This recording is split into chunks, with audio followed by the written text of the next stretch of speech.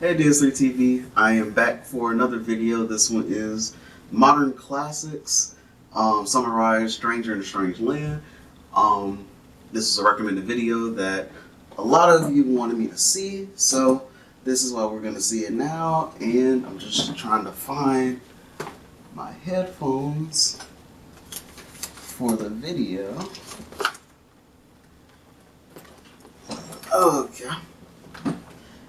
And yeah, so let's get into it. Also, subscribe to the channel. I want to get 1,000 subscribers by my birthday, September 13th. And yeah, this would be a really good. This should be a really good video. It's by OSP, and and if you don't know what OSP is, Oakley Sarcastic Productions. And yeah, so this is going to be really good. And let's get into it. I've never heard of this book, but yeah, let's get into it and play. Year 1961. The man, Robert A. Heinlein, author, dreamweaver, die-hard libertarian, hot on the heels of the success of Starship Troopers, the granddaddy of military SF, and a personal middle finger to the bleeding hearts of the era who thought that maybe the president should dial back the nukes a little bit. Heinlein wrote a novel titled Stranger in a Strange Land, a book that is allegedly about a human raised on Mars returning to Earth as an outside observer with insights into the strange pretenses of human society and a purer perspective on life.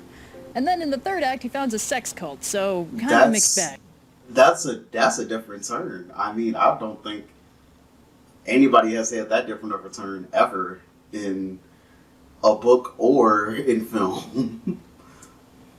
Really. Our story begins with the first manned mission to Mars, a 3-year journey carefully arranged so that none of the 8 crew members were likely to go crazy and murder each other. The plan worked a little too well, as when the second mission to Mars lands 25 years later, they find that the entire crew got into a big poly relationship, had a kid, and then died. This kid is now a young man named Valentine Michael Smith, who has been raised by Martians his whole life. Oh yeah, by the way, Martians are real, and there's air on Mars. That's sci-fi, baby. So Mr. Valentine is brought back to Earth, where the increased gravity and air pressure immediately make him sick, and he's hospitalized so he can acclimate safely. Now, Michael is a bit of an oddball. See, being raised by Martians means he's got almost zero understanding of human behavior, but it's also given him strange powers, like he can astrally project when under stress. He also has no concept of gender because Mars has no women. Enter Dr. Jillian Boardman, an extremely female woman with such hobbies as men and wearing dresses on dates with men. Dr. Jill hears about this mysterious patient whose room is no girls allowed and immediately breaks in to see him because women, am I right? So Michael's grasp on people is pretty rudimentary at this point, but when Jill offers him a glass of water, he's shocked. See, on Mars, water is a pretty rare resource, and sharing water is like a lifelong bond thing called being water brothers. So he accepts, and they share a glass of water, which means they're now bonded for life. Oops. Michael asks Jill if she's one of those women he's heard so much about, and she immediately offers to get naked, as women do. But instead she leaves to go on a date with her boyfriend, an intrepid reporter named Ben who's covering Michael's story. So when the governments of the world realize that Michael is both incredibly rich and possibly the legal owner of Mars and start trying to manipulate, imprison, or kill him, even going so far as to get a lookalike to pass as him for the news reports, Jill hears all about it from Ben until he's abruptly black-bagged by government bad guys and falls off the face of the earth. But first he tells Jill they should try and get Michael to a friend of his, Jubal Harshaw, an acclaimed author, doctor, lawyer, philosopher, author, self-insert, and all-around rad dude who owns a compound and won't let the government push him around, no siree. Anyway, Jill can't figure out what happened to Ben, and while she's investigating, she stumbles on Michael, who's been relocated to a secret room in the hospital in preparation for being sneakily murdered. Whoops. Jill realizes Ben probably got in too deep, and she's on her own. So she unlocks a side door so she can get in later and goes off to prepare her super serious rescue mission, which involves dressing Michael up in a nurse uniform and walking him out the back door. Round of applause. So Jill and Michael take a cab to Ben's place because I know the first place I would hide a political fugitive is the empty apartment of a black-bag government prisoner. So Michael takes a bath, which is incomprehensibly luxurious by Martian standards, and he and Jill have some wacky romantic hijinks until 2 government thugs break down the door and slap Jill, which Michael doesn't like. And it turns out what Michael doesn't like disappears. Both thugs vanish, Jill freaks out, which makes Michael freak out, Michael goes catatonic, and I think it's time for a scene change. Let's zoom out a little bit and get a look at how this future Earth... That's very, hectic. That's like that type of a scene. Like, think about it. Like, if you've seen that in a movie, that would be very, very hectic.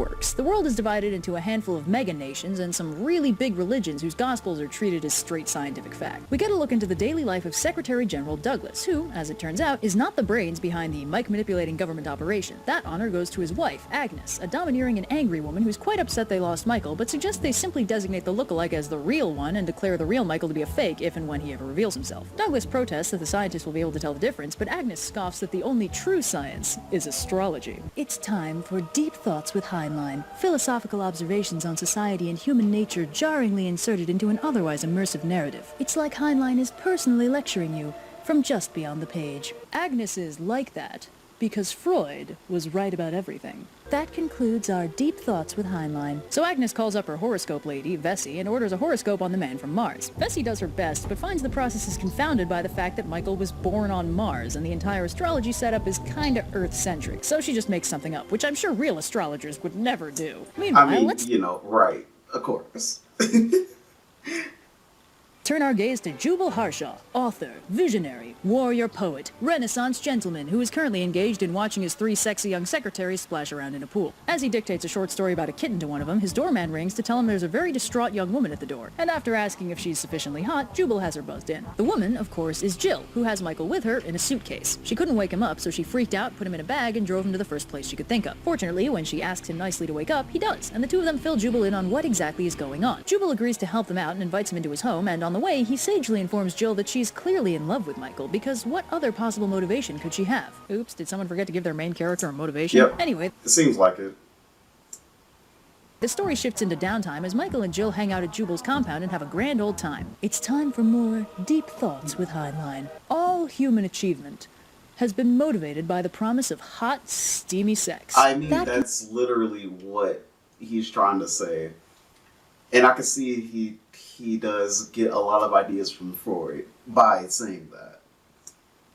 Concludes our deep thoughts with Heinlein. So we learn a little more about Michael's upbringing. Among other things, apparently there used to be a 5th planet between Mars and Jupiter that the Martians decided shouldn't exist anymore, and that's why there's an asteroid belt instead. Cool. Anyway, they do a little testing and realize that not only can Michael effortlessly make things vanish by displacing them in the 4th dimension, he can also levitate stuff. He has a hard time communicating how this works in English, so he starts teaching Jill Martian. At some point in all this, we learn that Martians eat their dead, and it's a form of ritual closeness. Leaving a body to rot is seen as this horrible affront. Jubal's handyman, Duke, is horrified, and Jubal tells him, for an entire chapter, that thinking cannibalism is gross is just another form of social brainwashing. And also, Duke probably has cannibal ancestors because he's 1/8 Native American. Okay, I did not expect to hear that today when I got into this story. Okay. I mean, I should have probably assumed that he was probably a little bit racist, but didn't expect it. Did not expect that. Hey, wow! It's time for more deep thoughts with Heinlein. Cannibalism is actually fine. That concludes our deep thoughts with Heinlein. So Jubal is doing some big, complicated plan to help out Michael that involves circumventing hierarchical bureaucracy to demand to speak to a manager, and while he does that, he and Michael have a chat about religion. Michael caught a TV broadcast about the Fosterite religion, which is this kind of hyper-commercialized megachurch. Michael doesn't understand religion at all, in part because Martians know exactly what happens when they die. It's actually a stage in their life cycle. When their body dies, they become an old one, which are like the supreme authority on Mars. Dying is essentially a promotion. So while most human religions seek to answer the question, what happens when we die, Michael doesn't understand the question because he already knows. He also doesn't understand the search for a creator of the universe because he doesn't question why things exist. And most importantly, Michael doesn't understand what lying is. To him, falsehoods only happen by mistake. So since the Fosterites on TV said they were the one true way into heaven, to Michael that means they have to know how human old ones work. And Michael's very curious about human old ones because he hasn't seen any yet. Meanwhile, Michael starts throwing around a Martian word, grok, which is kind of impossible to fully define in English, but means something like really understand something, like on the deepest possible level where you make it a part of yourself. It was actually popular enough that it kind of entered the real world, so if you want to impress your 60s friends, feel free to start throwing it around. Anyway, Michael is having trouble grokking religion and God and stuff, but then he suddenly gets it. His definition of God can't be properly communicated in English, but it seems to be kind of omnipresent, because the way he tries to explain it is thou art God, but also I am God. In his worldview, it seems like everything is God. They also talk a bit about how Mike doesn't laugh and doesn't understand humor, and how it's a part of humanity he still doesn't quite get. Anyway, the conversation gets interrupted because, oh right, Michael is a fugitive. 2 helicopters fly in and Jubal initiates his plan. Michael is sent to hide at the bottom of the pool, but decides after a little while that he probably doesn't need to be in his body while he does that, so he projects out and sees a whole lot of cops with guns, a very angry Jubal, and a lot of complicated lawyer speak he doesn't really get. However, things take a turn when the cops start threatening Jill, so Michael immediately disappears all of them. Whoops. So Jubal reworks the plan a little and uses the fact that he's friends with Agnes's astrologist to get Secretary General Douglas on the horn just as a second wave of cops arrive. Jubal tells the Secretary General that he's representing Michael as his official lawyer, he wants to settle this reasonably and publicly, he wants Ben back, and he wants nobody arrested. Douglas agrees, the cops are called off, some proceedings are arranged, and everyone settles in for the night. That was easy. Jill, Mike, and Jubal talk about kissing, and Jubal educates Mike that he should only kiss pretty young women. It's time for more deep thoughts with Heinlein. These thoughts that he has are very odd, but it makes sense. It makes more and more sense. If you know anything about Sigmund Freud, it makes a lot of sense. Human society brainwashes us into accepting artificial limitations on our lives and our choices. This is wrong. Love should be free and without limit. Unless it's gay, of course. And that concludes our deep thoughts with Heinlein. So they get Ben back. He was just stuck in some dark room and pumped full of drugs for like a week. Nothing to worry about. Ben's week in isolation has made him reevaluate his life, and he realizes he wants to marry Jill. But her relationship with Mike has him conflicted until he realizes that the maternal instincts she's displaying are some of the qualities that originally drew him to her. The other qualities being her boobs and butt. So Ben and Jubal prepare for the proceedings and realize that Mike has no concept of personal ownership, so all this stuff that makes him a target isn't even stuff he wants. So maybe they can keep him safe by getting rid of it. The day the proceedings arrives, the gang all share a pitcher of water and become water brothers, and while they're getting ready, a Fosterite representative invites Mike to visit their church next week, and Jubal agrees to come along. So this whole proceeding is basically performative. Jubal and Douglas have already agreed, but they need to make a show of it. Basically, they give Douglas control over all of Mike's finances and say Mike can't own Mars because it's inhabited. This fixes literally everything, and the meeting is adjourned. Well, that was easy. The gang all goes and gets lunch, and they talk about Mike and how he might actually be some kind of ambassador or spy for the Martians, and how the Martian ability to make their problems disappear is actually really unsettling and freaky. About time somebody noticed. So now Mike isn't a political prisoner or a fugitive, he's a celebrity! And you know what that means? Fan mail! And you know what that means? Dirty pics from fans! Jill has opinions about this, and you know what that means? It's time for more deep thoughts with Heinlein.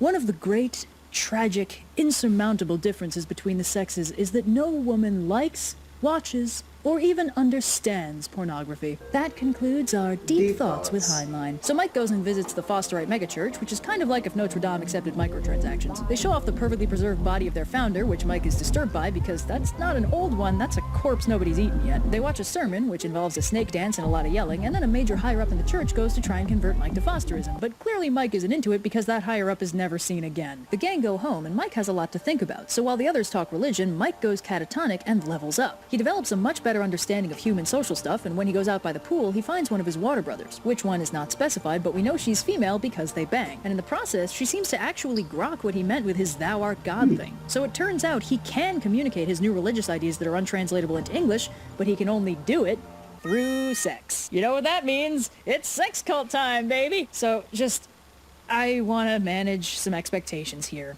So everything before this has been complex political machinations and espionage and an exploration of humanity through an alien lens and some genuinely cool sci-fi world. It's been a lot of twists and turns, let's just say that. Everything after this is about a sex cult that gives you superpowers. I'm not exaggerating, I'm not minimizing, that is the entire focus of the book from this point on. Just fair warning. And if for some ungodly reason you have a kid watching this, or are a kid watching this, please don't.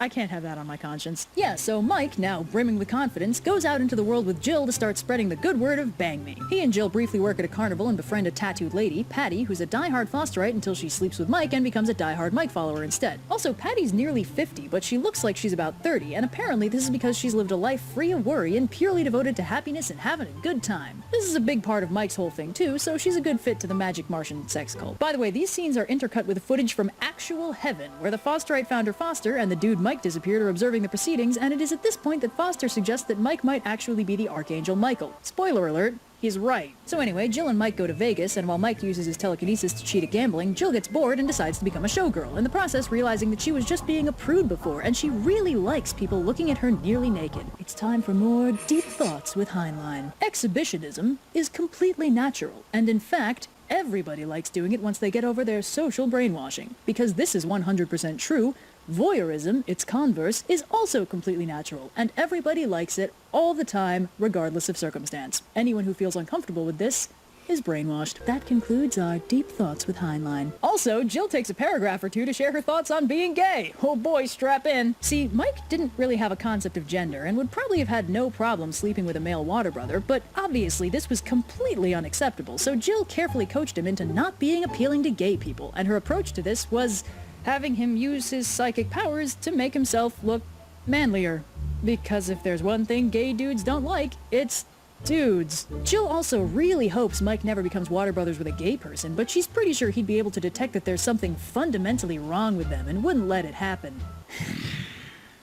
It's time for more Deep Thoughts with Heinlein. See, love should be free and without boundaries. But as long as it's not anything out of the bounds of normal heterosexuality, it's free. It's free.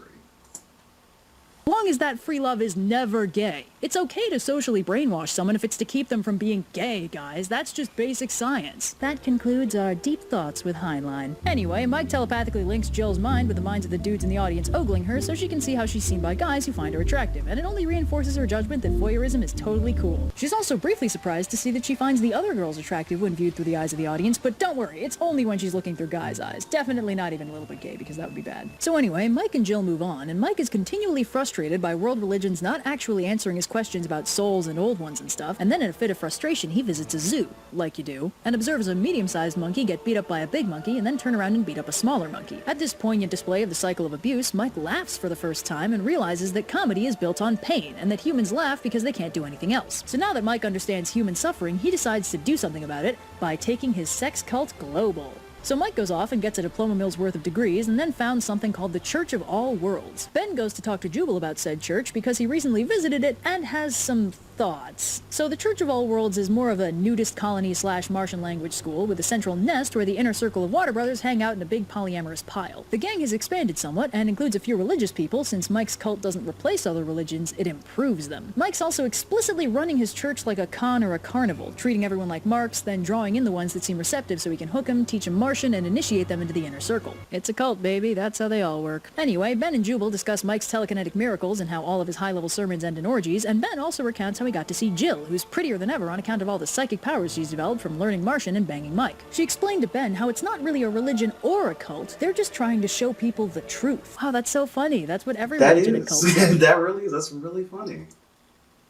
Oh, by the way, there's this other lady in the cult who's a former Fosterite named Dawn, and she and Jill have been using their psychic powers to look more like each other. This is never explained. I think it's just something Heinlein is into. So Ben hangs out with Jill and Mike and the rest of the gang and has a very uncomfortable time being the only guy at the perma-orgy who is wearing pants, because apparently clothes and privacy are categorically disallowed in Heinlein's utopia. There is barely a concept of consent here because none of these people in the nest would ever say no, so why would you ask? And Ben, who is saying no to a lot of this, is being treated like he'll learn or come around. For the record, he does not, but that doesn't stop someone from having sex with him anyway. Heinlein, did you just write one of your male leads being assaulted by your sex cult and treat it like it was a good thing? Anyway, Ben tells Jubal all about what's up in the nest, and after a whining explanation... That's not the worst thing that Heinlein has done.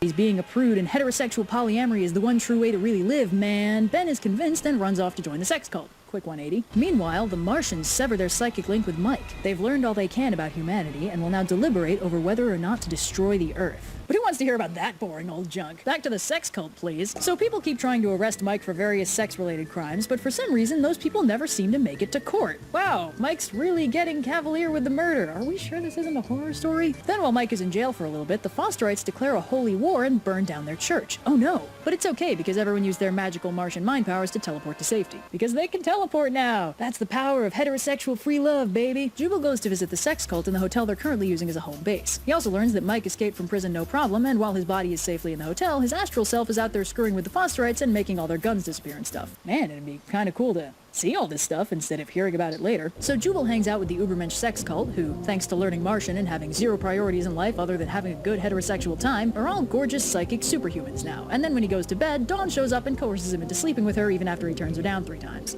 Heinlein, did you just write your self-insert character being assaulted by your sex cult and frame it like it was a good thing? So anyway, Mike tells Jubal that the Martians might show up to wreck the Earth in about 5,000 years, but humanity has a chance at survival if they embrace the true, unique power of humanity, that is, heterosexual love. Yep, the one thing unique to the human race. That's it, you've cracked the code. Good job. Nobody tell Mike about every other species with a spinal cord. Also, Jill has gotten over her silly little murder is wrong hang-up, so she and the gang have been casually disappearing anyone who realizes they're hiding in the hotel, and also any major government officials they grok as wrong. Last night, they killed 150 people.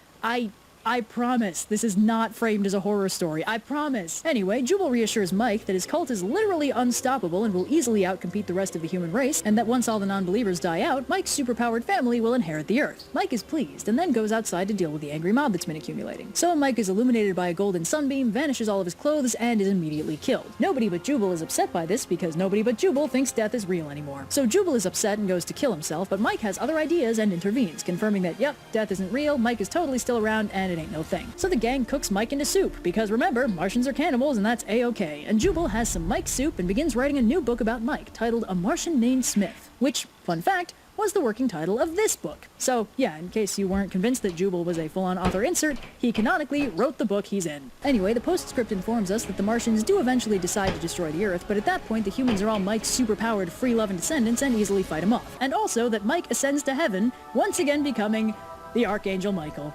So in case you were wondering if we were supposed to question the morality of his actions, it's fine. He was a literal angel the whole time. Whee! This video was requested by a longtime Patreon, Joshua A. Dimick. Thanks so much for sticking with us for so long. Sorry about being so sassy about the book you wanted. I think I must be misrepresenting the work of this iconic science fiction writer. Then I strongly encourage you to read the book and judge for yourself. And then go read Time Enough for Love, where Heinlein's self-insert Lazarus long travels back in time and bases on wow. Yeah, it makes sense that he got his ideas from Freud. That makes sense. Won't lie, I'm pretty sure that I'm the worst choice on the planet to summarize this book. When you're alone. Promises a sci-fi premise I'm genuinely interested in and instead focuses on a bunch of magical bumming. It is likely this book was tailor-made to make me personally incredibly uncomfortable. It seems like it. Pro tip, calling people who disagree with you brainwashed by society is the perfect defense. It works on everything. Of course. When you're unwanted. Alright, so yeah, that's the video, and talk to you guys in the next video, and yeah, peace.